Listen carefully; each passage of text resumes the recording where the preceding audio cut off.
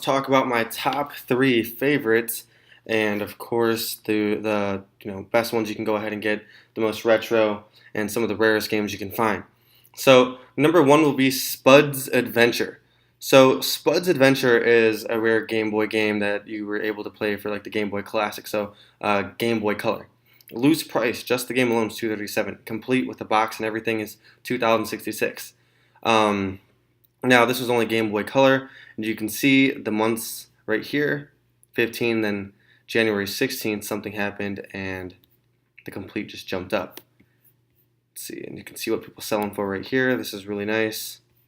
And that's loose. Complete, you can see that it averages around 2004. Brand new. Wow, let's see, I don't think anyone has a brand new one. No one has a brand new one. Then we have Pokemon Yellow.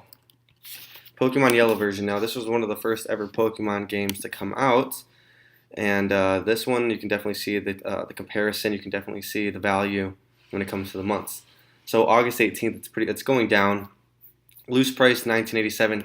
Now, this is a good game that you guys can get if you don't have a lot of money. Typically, you can get this game for about like $10, $5, depending on where you can find it from. You can resell anywhere from like $30 to $40 reasonable, and that's where you can definitely sell it. My second favorite game will be Donkey Kong Country. So if we look for Donkey Kong for the Game Boy, here we go. This one, if you can get your hands on this for like $5, $3, you can definitely resell this for about $30, even though it's complete.